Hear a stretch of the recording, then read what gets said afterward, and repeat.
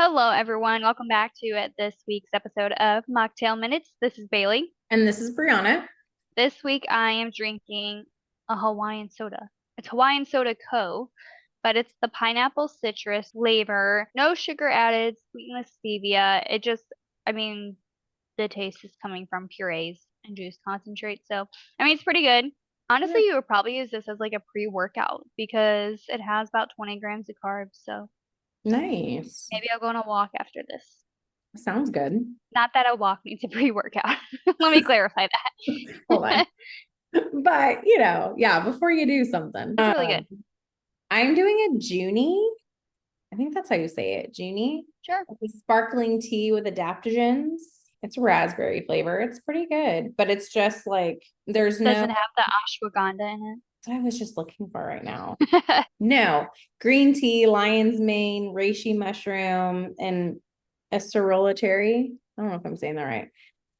But I'm guessing the adaptogens is from the lion's mane and the mushroom, but it's pretty good. There's no added sugar. Yeah. It's a cool looking can too. I know. And it says like you're supposed to remove the shrink sleeve before recycling. I've never known that. There's a lot of cans like this. I did not know that either. Yeah, I just read that. Well, and my recycling just decided that they were only going to come twice a month now, which I was like, good idea before the holidays. That's excellent. They're like, but great news, Yeah. we're not increasing the price. I was like, but yes, you did, because now I get less service. But yeah, Marketing. yeah. Apparently you're supposed to like take off the sleeve. So if you have any of those like soft cans. Now you know. I guess speaking of marketing, we were talking a little bit about this before recording, but in case you've been living under a rock, CAT has sold their business to PepsiCo. PepsiCo, Yes. yeah. And Yes. everyone I was is like, wait a second. very upset. Honestly, it's kind of annoying how many practitioners and like health professionals are like up in arms and are so disappointed in this company. I'm like disappointed in them because, and I posted on my story like, would you give up that much money? What was it, 1.2 billion dollars? 1.2. Yes. And I'm not saying like I would just do anything for 1.2 billion dollars, but imagine creating this company and you've built it from the ground up. It's doing really well. It's still like a small company, like, and it's growing. Like I've seen their chips and their seasonings and everything kind of pop up in more stores around me, which Yeah. is especially great because I live in like not in a very popular area. So it's definitely growing. And then to have a company like that be able to come pick you up and then pay you $1.2 billion for your business, like that has got to feel amazing. And that's literally going to change that family's lives. Yeah. I actually worked with them in like their practitioner program. So I've kind of like messaged back and forth with some of the owners. And when I had posted on my story the other day, like saying basically what I'm saying right now, like let's give them a break and maybe this could be a good opportunity where now their products are more available, more accessible, more affordable. This could be a good thing. Yeah. And the I'm assuming, I don't know, whoever's running their Instagram account, I talked to them and they're like, thank you for the support and everything. It was a really hard decision. I'm like, I'm sure it was. Like, you Yeah. built a company and then to like have to decide to sell it or not for money that is literally life changing. And people are like calling it a sellout.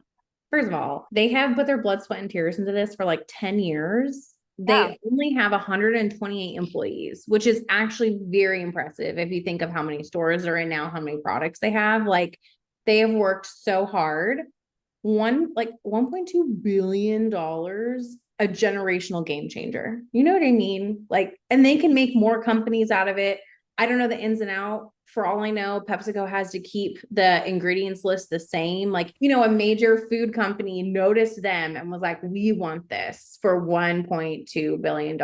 I say more power to them. They can do more with an investment like that than they could with what they were doing. But what they were doing was already fantastic. But I'm just like, no, everyone's all high and mighty, but we don't. I mean, if Facebook sold its company to someone else or some random startup sold their company to Facebook, everyone would be like, yeah, go you. But it's like, not for the Siete. Yeah. I don't know. Well, even like Nut Pods and Primal Kitchen, they have both been bought out by bigger companies. I don't remember seeing anything all about that where everyone's got their panties in a twat about that. Mhm. So if your automatic reaction was like, oh my gosh, the world is ending because Siete sold their company to PepsiCo and like, this is just terrible, and you're just bashing them for this, you need to regulate your nervous system more. Maybe try one of these, Juni. Yes, if that is firing you up that much, guess what? Nothing has literally changed with their product, right, at this point. So why are we getting fired up about it? And if it does, this is why it helps to be an informed consumer so you know what you're putting in your body. And if they change it and now they're doing like soybean oil or whatever, guess what? You can decide to not You buy can it. decide not to, and you can But that's invest not happening right in, now. no, it's not. And if it does, you can invest in whatever the owners of Siete now have later on down the road, because I guarantee you they're going to do something with that. Then you can buy products from whatever their new company is. It's okay. And that has nothing to do with what we're talking about today, but we, we are talking about metabolic adaptation, which is basically just your body's response to calorie restriction or dieting, where it's going to change the amount of like energy you expend to maintain balance and also like prevent you from withering away to nothing, essentially.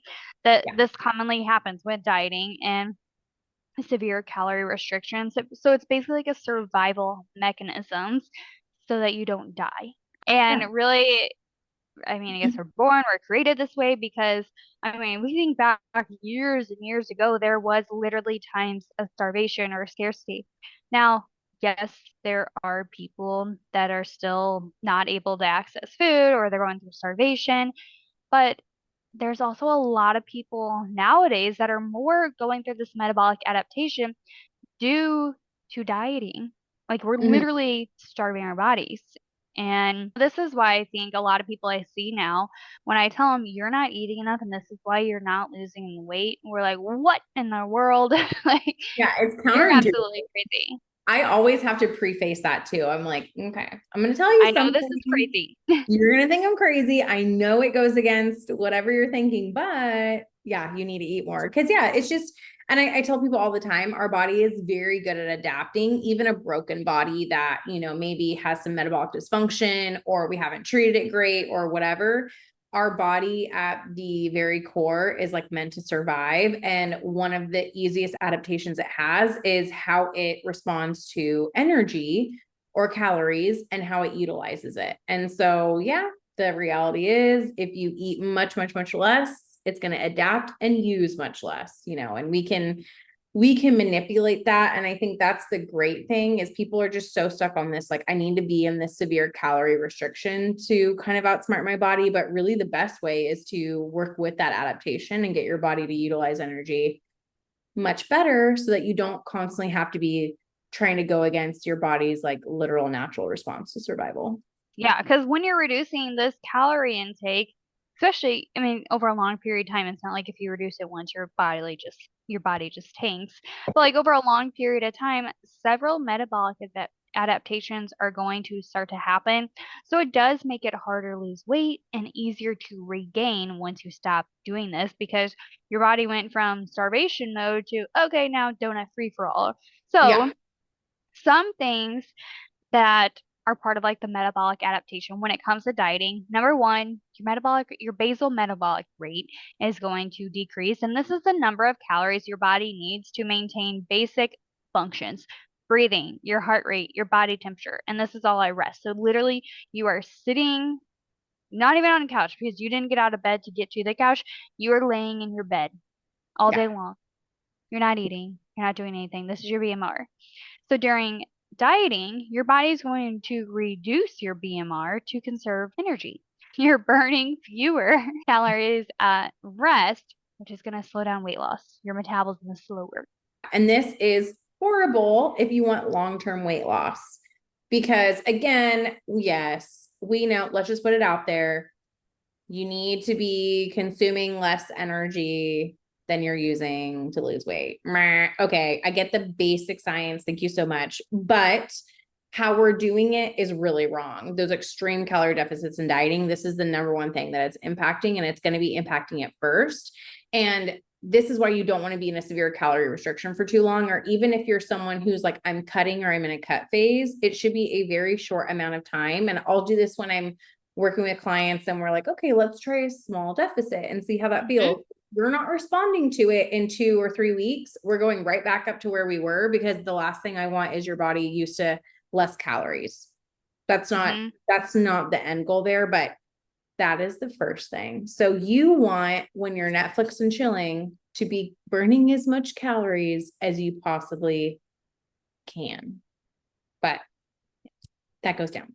So the next thing would be a reduction in your non-exercise activity thermogenesis, or what we like to call NEAT movement. So, true NEAT movement is energy that's expended from activities that are not intentional exercise. So like, yeah, walking, standing, but even things like fidgeting, like, if you're like, if you bounce your leg or you fidget your hands or you talk with your hands, whatever it is, when one of your body's adaptations, when you are really underfeeding it, is it's going to decrease NEAT. So as the body subconsciously like reduces or tries to like save energy or reduce the energy that it's burning, you'll notice like you move a lot less. Other things happen too, but that's like a major one. And that's a real subtle one that I don't think people realize. Especially if you are working on your calorie deficit, you're doing like 1,200, 1,300 calories, probably too low for you if you're an adult, and then you're trying to go work out for an hour, your NEAT movement is probably going to be pretty low because your body's exhausted. Like Yeah. you're just exhausted. So it makes sense that that part decreases. And it can make up like almost 30% of our day compared to that time at the gym is like 5 to 10%. So it Mhm. is super important to move all throughout the day. Yeah. The next thing, changes in hormonal regulation. So when it comes to hormones, not just your sex hormones. So thinking about like leptin, it is needed to help regulate your hunger and metabolism. So leptin is your satiety hormone, but we also have ghrelin, and ghrelin is your hunger hormone. And its levels are going to often increase during dieting to make you feel hungrier so that your body's like, hey, you need to eat because I need some more food. So these hormones can be affected, but also your thyroid hormones and your cortisol. So chronic dieting can increase your cortisol levels, which is your stress hormone, and it's going to affect your metabolism and promote fat storage, especially in the abdominal area. So that belly fat, a lot of times it's due to cortisol. I mean, sometimes we got to manage our stress to manage our belly fat, and that's part of these hormones. And the hormone part of it, and we've done an episode on like your different hormones that like help regulate like hunger and satiety and all that good stuff. But this is a sucky way to lose weight. And this is what I'm always telling people. Like constantly being hungry is a horrible way to try to lose weight, because then you're always thinking about food. You feel like you're out of control around cravings. When you finally do give in and allow yourself to eat, it's like, oh, I went off the rails. So, if you're having two different hormones, they're both going to be increasing that hunger because of that, just that basic survival of, oh gosh, we're not getting enough to like really have adequate energy use at rest, signaling you to eat more, it's going to be really difficult. One reason why it's like, yeah, severe calorie restriction, it sucks. That's like not a Yeah. strategic way to lose weight at Yep. all.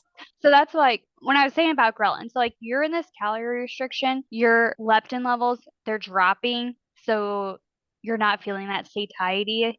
So then it increases your hunger and reduces your energy expenditure.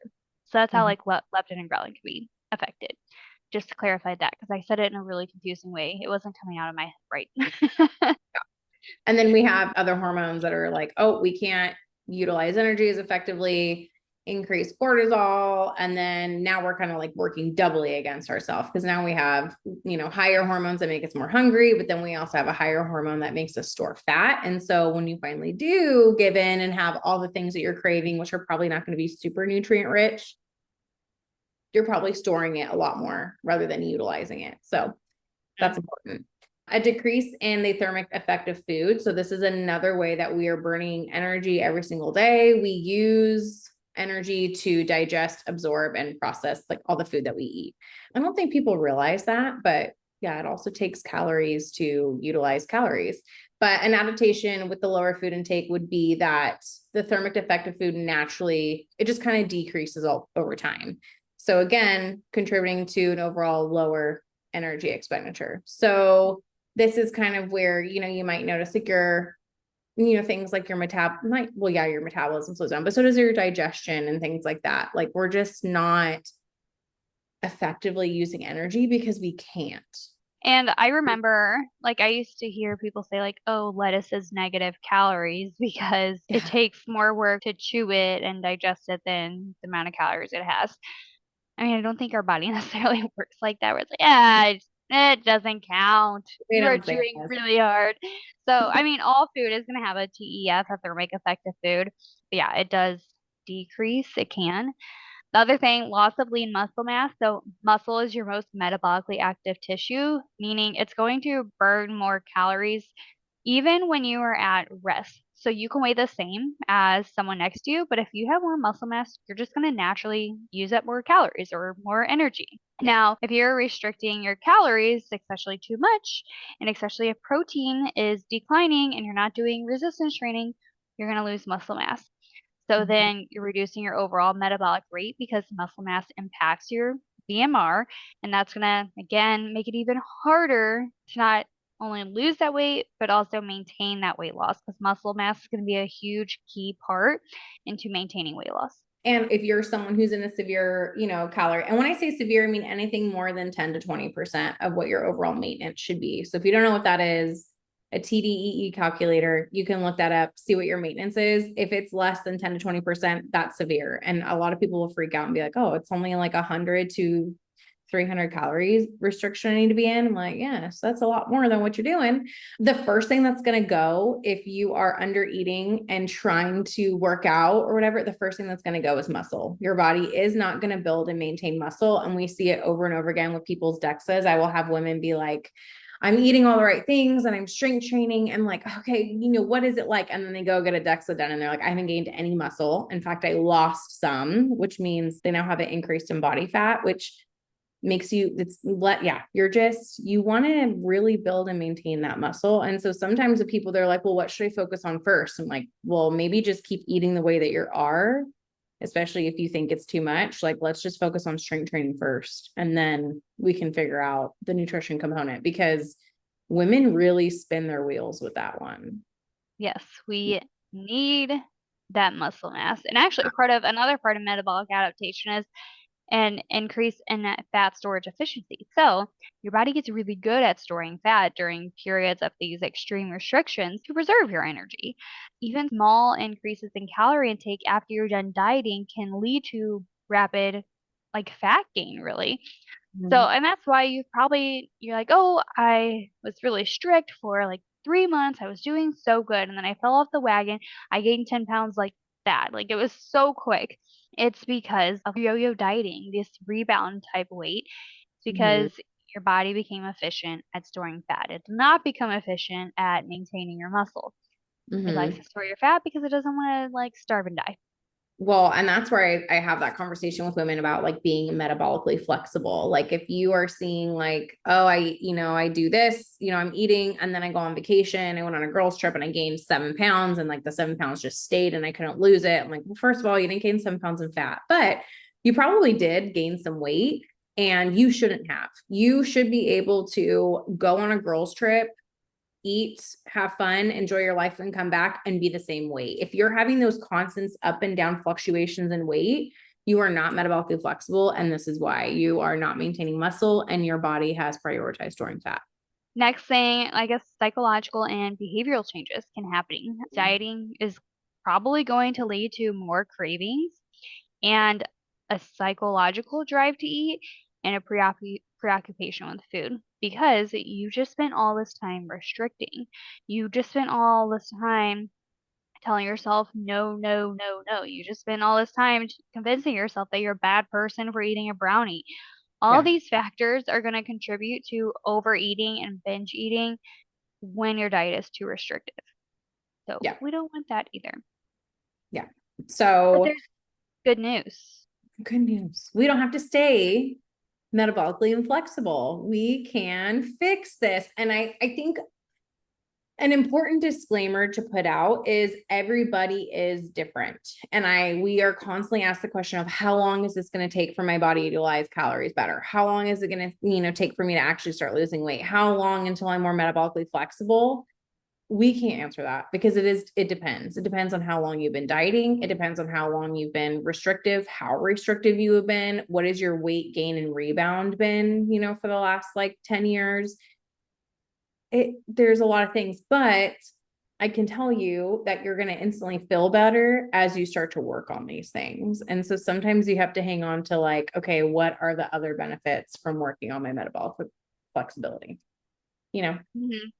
Yeah, and I was actually talking to someone I work with.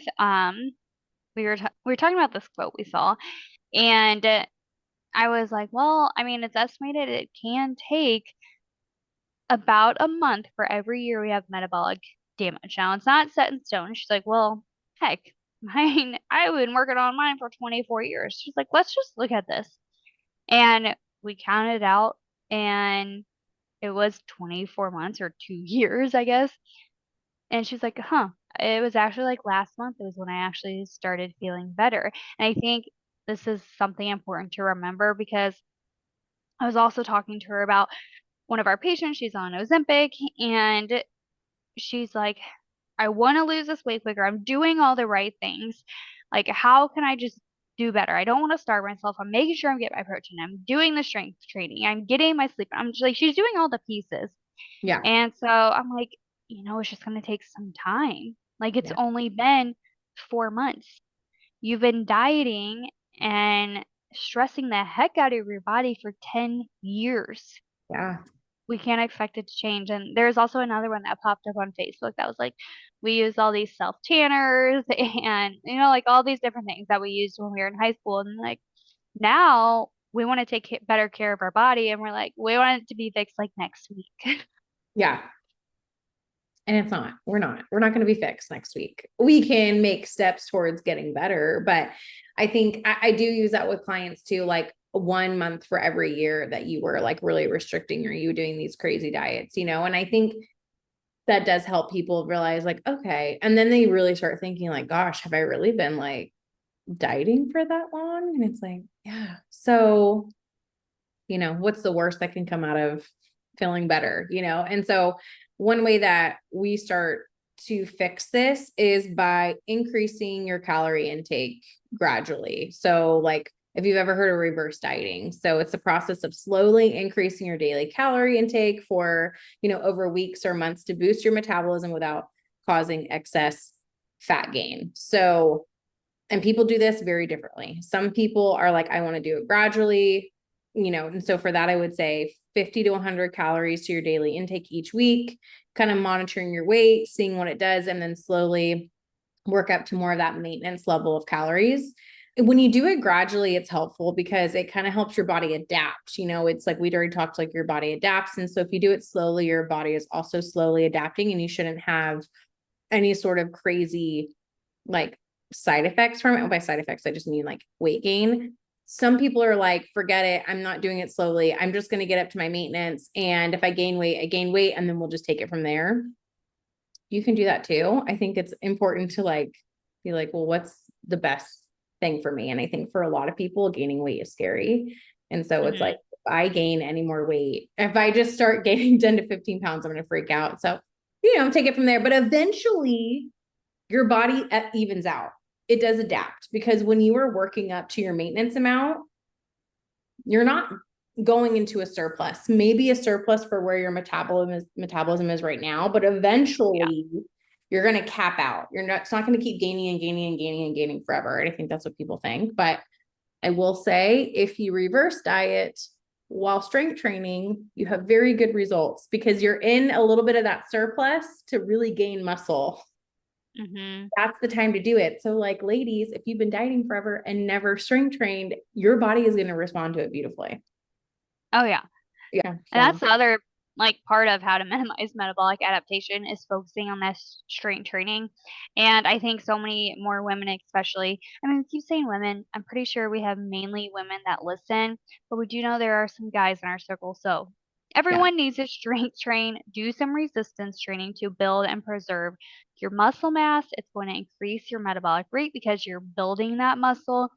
And then you want to aim for, I would say, I mean, just start with 2 days, but 3 to 4 is going to be more ideal in doing more like compound movements, so squats, deadlifts, bench press, to engage multiple muscle groups instead of just focusing on like your bicep or whatever. Like you want to do these multiple muscle groups at once, and that's where you're going to get better results and also not be at the gym for like 2 hours. Right. Exactly. And then with that, you're going to want to prioritize protein, which, going back to the thermic effect of food, how our body uses energy to digest and absorb macronutrients. Protein is the highest. Protein takes the most. So that's one reason why it's fantastic, right? But it's also going to support muscle repair and growth. And it honestly, we don't have a great way of storing excess protein. And yes, I do know anything in excess can be stored, but we don't have a good way of storing protein, and only certain amino acids can be converted to glucose to be stored anyways. So it's a very kind of safe one, I say, to be using. Plus, it's going to make you feel full, shut down those hunger hormones, which is very helpful if you're someone who has been dieting for a long time.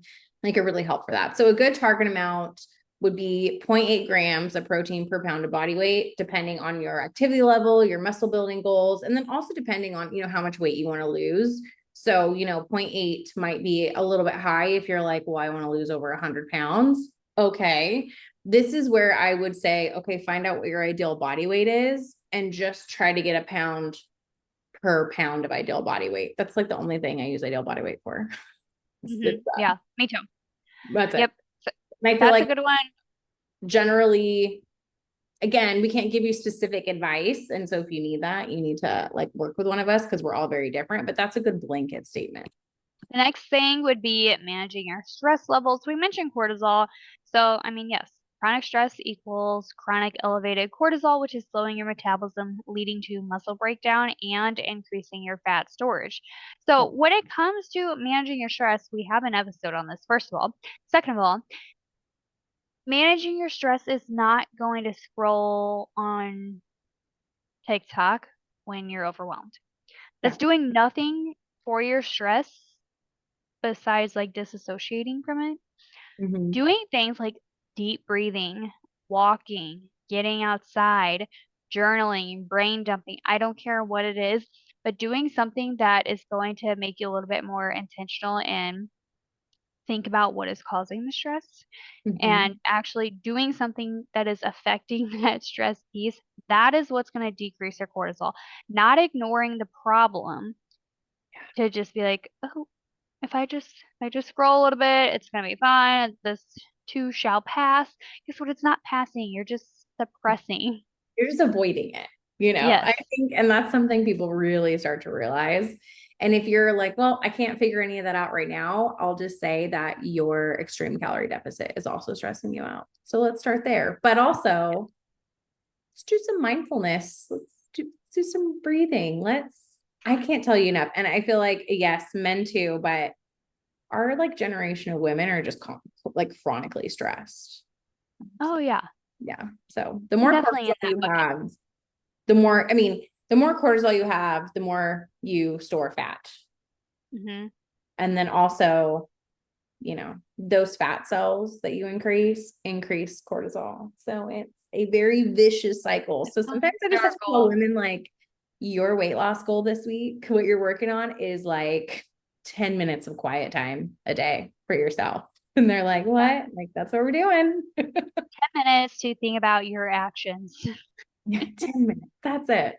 The next thing would be sleep. So, and we have an episode on sleep as well, but improving your sleep quality. So, lack of sleep, it disrupts hormones like ghrelin, your hunger hormone, leptin, your satiety hormone. It leads to increased cravings, poor metabolic function. We know one night of poor sleep makes you more insulin resistant the next day, which makes it much harder to burn fat and maintain muscle. So, if you're overlooking sleep, you absolutely have to focus on that. And so, the recommendation is 7 to 9 hours of quality sleep per night, maintaining a regular sleep schedule and creating a relaxing bedtime. That's non-sleep. We have an in-depth on sleep. Yes. Next thing, increasing your NEAT movement. So we talked about that as something that can cause you to, well, it's one of the adaptations. So if we're going to minimize it, NEAT is going to, I mean, it's just going to be about like living in motion. How can you move more throughout the day? That's all we need to do here, and that's going to help your body to not just adapt to sitting on your rear end. So just move more, stand up, take walking breaks, take the bathroom farther away. Every time I go to the bathroom at my office, we have steps that are further down the hall. Depending on how bad I have to go, I either go to the bathroom and then do the steps, or do the steps and then go to the bathroom. So, Yeah. Just thinking about being more mindful of like your overall movement. How can I stand more? How can I just move my body more? I touched on this, but avoiding extreme calorie deficits. This is the easiest way to really get that metabolic adaptation that you don't want. So avoiding it. So, again, if you're, you can strategically use deficits here and there. And again, that would be 10 to 20% below maintenance for a short amount of time. Again, we're not living there. We're going there for a short amount of time and we're coming back up. And this is going to help to, prevent any muscle loss, which is what we don't want because then we're just working against ourselves. and then along with that, thinking about your macronutrients as well as your micros, but thinking about your macronutrients, getting in your carbs, fats, and protein. Carbs are, they're something we tend to feel like we just need to get rid of when we're trying to lose weight, but carbs are going to be what is going to fuel those strength training workouts. It's going to support your thyroid. So carbs are critical for your metabolism. You have to get these carbohydrates in, but we find the balance. We don't overdo them because it's going to affect your blood sugar and then it's going to affect stress and, all the other things. So you balance it all. Yeah. So carbs are going to really help that thyroid function.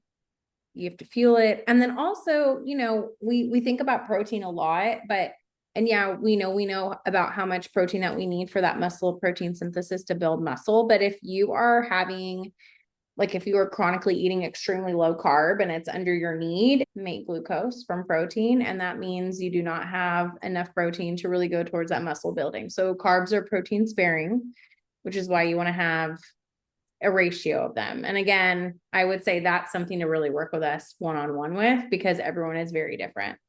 And finding what your sweet spot is very, very helpful because you can overdo it and you can underdo it very easily. Mm-hmm. And then the last thing would be to just reevaluate your diet mindset. So avoid yo-yo dieting, these frequent cycles of like the severe, dieting and then overeating. It just worsens that metabolic adaptation. So focus on sustainable habits rather than quick fixes. Listen to your body, prioritize how you feel, look at overall, like, your energy levels, your well-being rather than just the number on the scale. So we are always so tempted to do those extremes, but those extremes are really hurting you. Like, and I tell people this all the time, like, especially my GLP-1 clients, like, yeah, cool. We do want to see weight loss, but we're also being really mindful of what does that weight rebound look like when you come off that medication. If you're losing 30 pounds and then gaining 40 and then losing 20 and then gaining 30, and you're like these big giant swings, that is more harm than you just sitting at a little bit higher of a body weight consistently. So, and then you're making it harder on yourself. And, this is where I see like that pitfall of women being like, gosh, I've been doing this for like 10, 20 years now. I'm like, well, don't expect yourself to be at your goal weight next month. Because Yep. we have to undo those Give it things. time. Give it time. Yes. We're undoing it. Yes. And I guess the last thing, if you are having trouble, work with the dietitian. It doesn't even have to be us. Obviously, we are available to you, but get help. You don't have to be the expert here. You don't have to know exactly what to do. That's what we're here for. That's what we went to school for 6 years-ish for. So we're your gals. Or we're not your gals and find someone that is your gal. I don't know. But Yeah. find help if you need help. And with that, well, we were talking about offering something to help Mhm. you guys out, whether it's like some type of challenge or a workshop or a course. We don't really know. This is a very fresh idea as of 1 hour ago. Yeah. So if you think something like this would be helpful for you, or you just need some like a little extra help in some area or a specific topic, let us Mhm. know how you would like that to be delivered because we also don't want to create like this big course and you're like, no, I just need like a 10-day challenge. Or if you're like, Yeah. no, give me all the courses in the world, like we can make courses. Or if you're just like, I just want a 1 hour workshop on calories and why do they matter or why do they not matter? Just tell me about it. I just want to learn more. Yeah. Tell us what you want. that's something we're brainstorming to bring to you from Yeah, we're Mocktails. trying to like customize things that you guys would actually find useful, would actually want. And so, I mean, aside from listening to the podcast, right? But like a little bit more deep, like deep dive, kind of like a tiered thing. You know, if you can't work with someone one-on-one for 4 to 6 months, well, what else can you do? So Hmm. it's Yeah. in Sweet. Yeah, we've had 10,757 downloads for the the, podcast. So yep. we know we must be doing something right. So we're like, okay, how can we expand our people or get you more of our knowledge to really help you? I mean, we hope this podcast has been helping you. Obviously, I don't think you'd still be listening, but how can we help level you up? And so, yeah, that's Yeah. just something we're thinking about. Well, especially because it's broad, right? The podcast is broad. You don't know what you're going to get every week. We might be talking Yeah. about hormones or GLP-1s or working out or sleep or stress or mom life and like not everybody is in all those categories. So I guess, send us a DM, like what season of life you're in, what you're really struggling with, what you would need the most. Mm-hmm. Yeah. All right, everybody. Thank you for listening, and we will be back next week with a brand new episode for you. Otherwise, have a great rest of your day. Bye. All right. Bye.